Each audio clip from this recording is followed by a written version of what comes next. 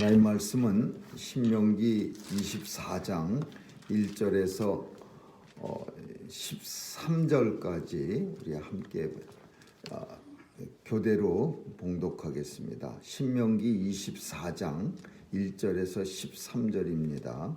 제가 1절 읽습니다. 사람이 아내를 취하여 데려온 후에 수치되는 일이 그에게 있음을 발견하고 그를 기뻐하지 아니하거든 이혼 증서를 써서 그 손에 주고 그를 자기 집에서 내어보낼 것이요.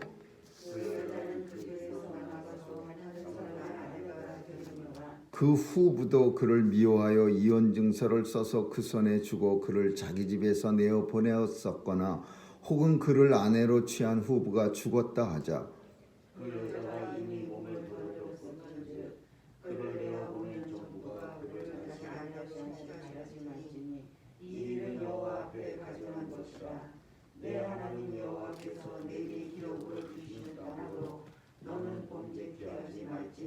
사람이 새로이 아내를 취하였거든 그를 군대로 내어 보내지 말 것이요 무슨 직무든지 그에게 맡기지 말 것이며 그는 1년 동안 집에 한가히 거하여 그 취한 아내를 즐겁게 할지니라.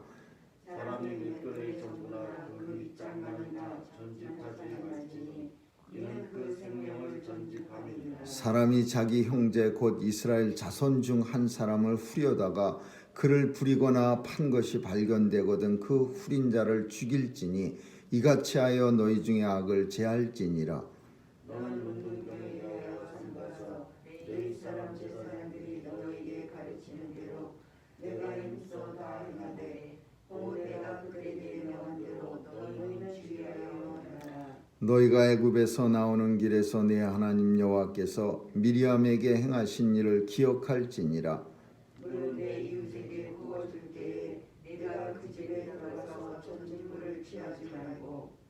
너는 밖에 섰고 네게 꾸는 자가 전진물을 가지고 나와서 네게 줄 것이며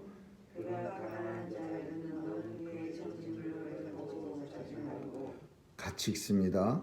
해질 때 그 전진물을 반드시 그에게 돌릴 것이라. 그리하면 그가 그 옷을 입고 자며 너를 위하여 축복하리니 그 일이 네 하나님 여호와 앞에서 내 의로움이 되리라. 아멘.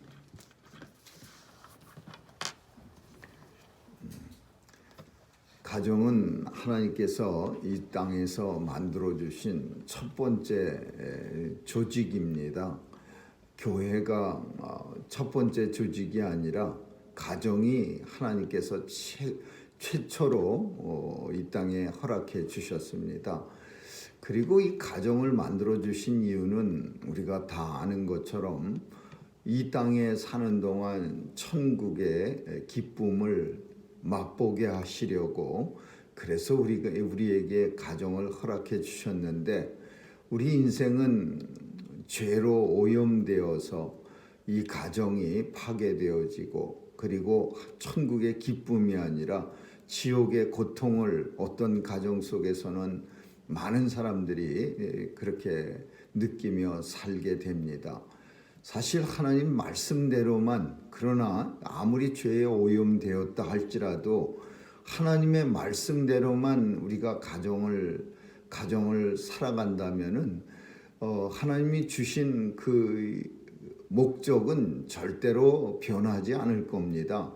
천국의 기쁨을 가정에서 누리게 된다는 이 말에 절대 거짓이 없고 절대 잘못됨이 없을 겁니다. 그 하나님 말씀이라는 것은 우리가 성경에서 많이 보는 것처럼 남편들은 아내를 자기 생명보다 더 많이 사랑하고 생명보다 더 귀히 여길 정도로 사랑하고 아내는 남편에게 복종하라 이 말씀입니다. 이 세상에 누가 자기 생명보다 더 귀히 여기는 사람 말에 그것도 자기 말이 아니라 하나님 말을 하는 남편에게 복종 안 할 사람은 어디 있고 또 이 세상에 자기 생명보다 더 귀하게 여기는 남편이 있다면은 그런 사람 앞에 순종 안 할 사람은 또 어디 있습니까? 이런 가정이라면 하나님이 주신 그 천국의 기쁨이 넉넉하게 아마 날마다 문틈에 넘쳐날 겁니다. 그러나 우리가 아는 것처럼 우리 인생들은 죄가 많고 그러다 보니까 가정들이 파괴되고 힘들어집니다. 오늘 본문 속에는 모세가 이혼 증서를 써주라 그랬는데 사실 이 이혼 증서라고 하는 것은 이혼하라라는 그런 의미보다는 살기 힘들면 이혼하라 이런 의미보다는 여자의 권리를 지켜주기 위한 조치다 이렇게 이 율법학자들 그렇게 이 본문을 해석하고 있습니다. 예수님은 마태복음 5장 31절에 보면은 음행한 연고 없이 아내에게 이혼 증서를 써주는 사람은 범죄한 사람이고 그 하나님 앞에 벌을 받겠다 그렇게 말씀하고 있습니다. 근데 오늘 본문도 같은 내용이요. 수치스러운 일이 나타나거든 반드시 이혼 증서를 써서 주어서 그 아내로 하여금 나가서 살게 하라. 이게 훨씬 더 자유스러운 모습이에요. 왜 그렇게 볼 수 있느냐?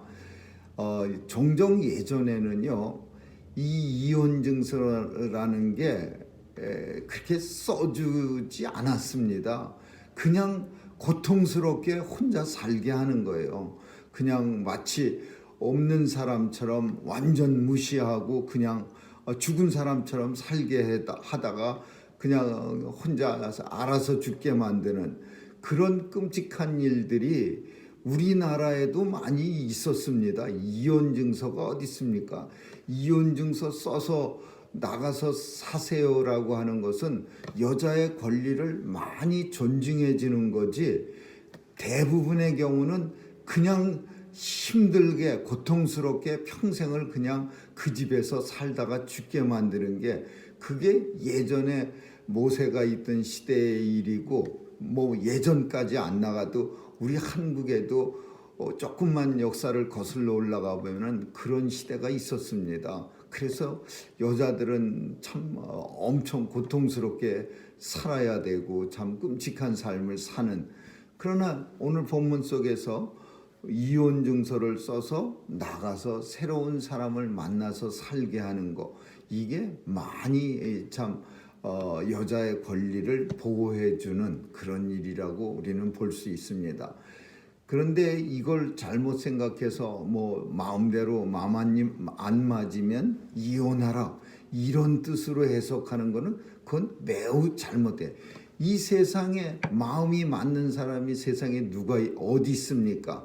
다 서로 마음이 안 맞지만은 희생이라는 서로 희생하면서 하나로 지키면서 살아가는 거고 그 희생이라는 것은 그냥 내가 짜낸 희생이 아니라 하나님의 성도라면은 하나님의 백성이라면은 예수께서 나를 위하여 십자가에 달려 죽기까지 희생했는데 내가 그 예수님의 희생을 이 땅에 살면서 몸소 실천하자면 그까짓 그 집에서 혹은 내가 세상에 살면서 가정에서 남편에게 자녀에게 혹은 성도에게 예수님의 희생 흉내 반만 내면은 이 세상 가정들은 이 세상의 모든 성도가 만나는 만남 속에서는 그렇게 고통이나 슬픔은 없는 겁니다. 근데 그 희생 안 하려고 하고 다 자기 권리만 주장하려고 하니까 고통스러워지는 거죠. 그래서 오늘 본문은 참 우리가 생각도 많이 해야 되고 또 주님께서 우리에게 주신 귀한 가정이 오늘날 점점 더 많이 고통스러워지는 이유가 하나님 말씀에서 근본적으로는 떨어져 나갔기 때문에 그런 거예요. 그 떨어져 나간 걸 어떻게 되돌릴 수 있는 유일한 방법은 말씀으로 돌아오는 것 외에는 아무 방법도 없습니다. 그래서 오늘날엔 사실 이런 본문은 사람들에게 잘못 전했다가는 막 예전에 보면은 교인들이 많은 교회에서는 사실 함부로 전하기가 꺼리낌스러운 그런 본문의 말씀이 되는 거예요. 하나님의 말씀인데 꺼리낌을 가지고 전한다는 것 자체가 참 하나님 앞에 죄스럽고, 또 하나님 말씀인데 그거에 대해서 듣는 사람이 가슴 아파한다면 그것도 또한 잘못된 거죠. 그렇지만 오늘 본문에서는 이혼 증서를 써주라라고 하는 것은 수치스러운 일이 발견되었을 때라는 컨디션이 있고, 그리고 그런 경우일지라도 이혼 증서를 써서 나가서 새로운 삶을 살게 해주라라는 여자의 권리, 혹은 하나님의 그런 수치스러운 일을 가진 사람에 대한 배려, 이런 것으로 우리는 해석해야 됩니다. 그리고 이제 오늘 본문 속에 보면은 가난한 이웃 사람들에 대해서 배려하라, 그런 얘기가 많이 나오는데, 그 맷돌을 가져갈 때 맷돌이나 이렇게 돌려서 콩국수 해 먹는 그 맷돌을, 그거를 배고픈 사람이 곡식을 꾸러 왔을 때 그 맷돌을 갖다가 전진물, 담보물로 잡으면 먹을 걸 꼬가는 사람이 아무것도 못 해 먹는 거예요. 먹을 걸 꼬간 사람은 그 맷돌에다 넣고 우리처럼 잘 빠진 그 밀가루를 이렇게 주는 게 아니라 아직 갈아지지 않은 그 곡식을 주는 거기 때문에 이 맷돌이 있어야, 설령 그 밀가루를 구웠다고 하더라도 집에 가서 이렇게 잘 갈아갖고 곱게 만들어서 물을 넣고 기름에다 이렇게 전병을 만들어 먹는데, 밀가루는 밀은 꽂으면서 담보로 맷돌 윗짝이나 아래짝이나 혹은 아래 위 다 전진물로 가져가 버리면 그럼 곡식을 주나 마나요. 곡식을 빌려주는 이유가 없어지는 거죠. 그 사람이 딱딱한 밀가루, 그 밀을 가져다가 배고프면 그냥 어거지라도 씹어 먹겠지만, 예수님 제자들처럼.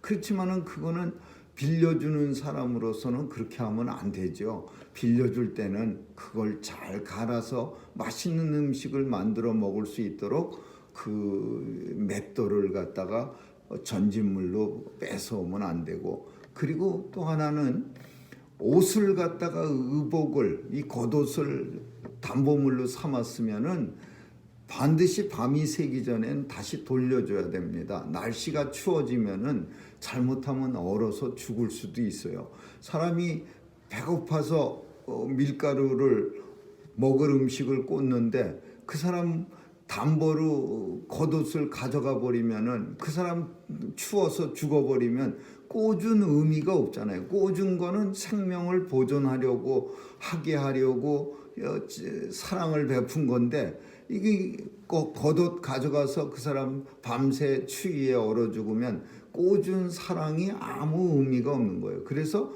밤이 새기 전에, 그날이 지나가기 전에 그 윗옷을 잡았거든 다시 돌려주라.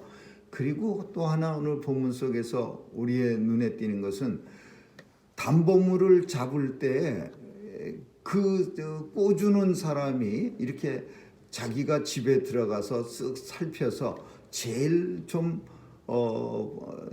있어도 그만 없어도 그만 그런 걸 이렇게 갖고 나와서, 자 이걸 맡고 나를 갖다가 음식을 주십시오, 이렇게 해야 되는데, 종종 보면은 그 고리대금업자 같은 사람들은 자기가 그냥 그 집에 뛰어 들어가서 제일 귀중한 거를 가지고 나오는 그런 사람들도 있어요. 그래서 오늘 본문은 유대인들에게는 절대 그렇게 하지 말라. 하나님의 백성들은 너는 밖에 서 있고 꾸려고 하는 사람이 자기 집에 들어가서 물건 가져올 때까지 밖에 기다리라 이거야.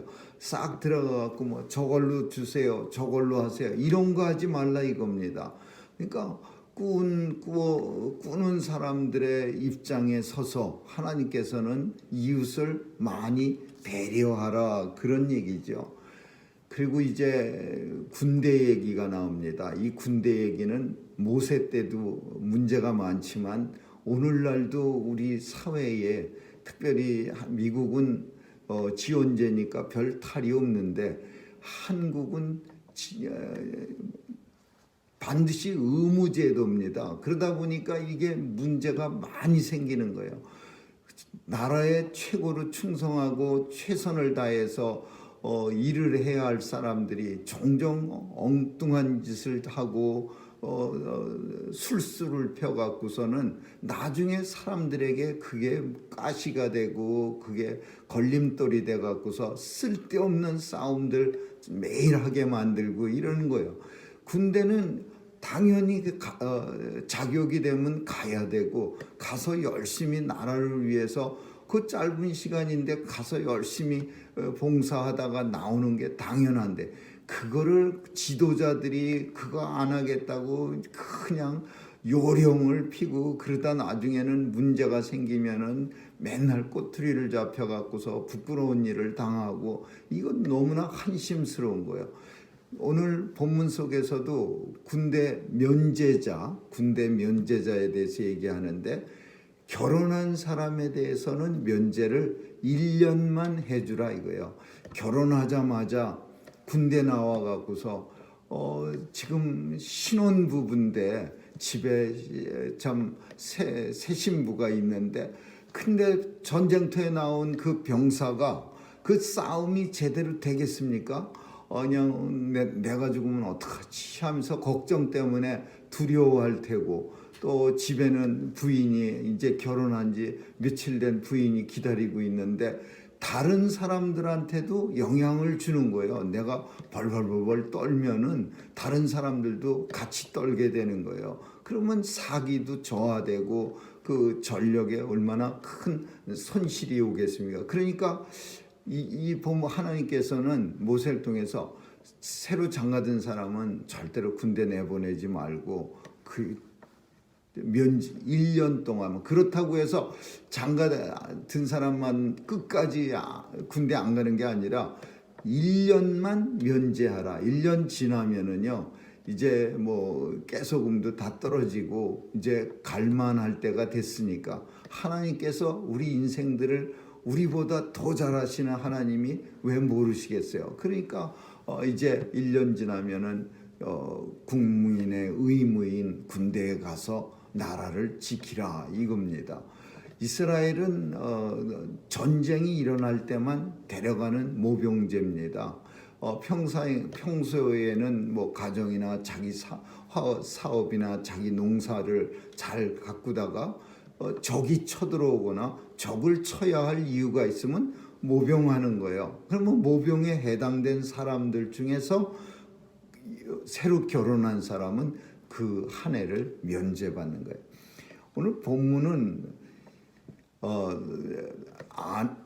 여자에 대한 아내에 대한 배려 그리고 이웃에 대한 배려 그리고 결혼한 사람들의 배려 이런 배려가 이게 하나님의 말씀을 통한 이웃 사랑을 표현하는 거예요. 다 나같이 생각하면은 나처럼 남을 생각한다면은 하나님께서 오늘 주신 말씀들은 대단한 우리에게 희생을 강요하는 게 아닙니다. 적어도 내가 저 사람의 위치에 선다면 어떻게 됐을까라는 이웃을 조금이라도 한 번쯤 생각한다면은 그러면 오늘 본문 말씀은 너무나 당연한 거죠. 그러나 우리는 오늘 본문을 읽으면서 우리 머릿속에는 우리를 위해서 십자가에서 죄 없으신 분이 우리의 주홍빛보다 더 붉은 죄를 친히 몸소 담당하시고 그 죄의 고통으로 목마르다고 외치셨던 예수님을 우리는 생각하면서 하나님의 백성이 이 땅 사는 동안 주님도 나를 위해서 십자가에 달려 고통당하셨는데 내가 이 땅 사는 동안 가정을 위해서 고통이 있으면 주님만큼 고통이 있겠습니까? 내 이웃의 사랑하는 성도들이 나를 고통스럽게 한다고 우리 주 예수님만큼 고통스러운 일이 있겠습니까? 그런 고통을 생각한다면은 이 세상은 오늘 본문 말씀처럼 또 하나님이 원하시는 그런 가정, 그리고 이 땅에 정말 하나님의 성도들의 모습을 세상에 보이면서 하나님의 영광이 드러나는 그런 삶을 충분히 저와 여러분이 살 수 있을 겁니다. 아무쪼록 오늘도 주님 생각하면서 우리에게 좋은 일만 주어지겠습니까? 힘들고 어렵고 고통스러운 일이 주어진다면 예수님 깊이 묵상하면서 넉넉히 이길 수 있기를 주님의 이름으로 축원합니다. 기도하겠습니다. 좋으신 하나님 감사합니다. 오늘도 예수님 때문에 살고 예수님 때문에 죽습니다. 예수께서 우리의 죄를 위하여 십자가에 달려 고통당하시고 죽으신 그 십자가 바라보며 우리에게 주어진 사명 잘 감당케 하여 주옵소서. 가정을 천국의 기쁨을 누리는 곳으로 만들고 우리가 만나는 사람들에게 화평을 전하고 우리가 서 있는 사회에 사랑을 전할 수 있는 성도들이 다 될 수 있도록 도와주시옵소서. 오늘도 성령님의 능력을 힘입어 성령의 열매가 주렁주렁 달리는 복된 삶 되게 해 주옵소서. 감사드리며 예수님의 이름으로 기도합니다. 아멘. 주기도문으로 마치겠습니다.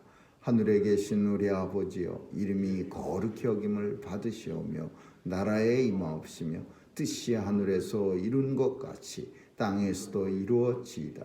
오늘날 우리에게 일용할 양식을 주옵시고 우리가 우리에게 죄 지은 자를 사하여 준 것 같이 우리의 죄를 사하여 주옵시고 우리를 시험에 들게 하지 마옵시며 다만 악에서 구하옵소서.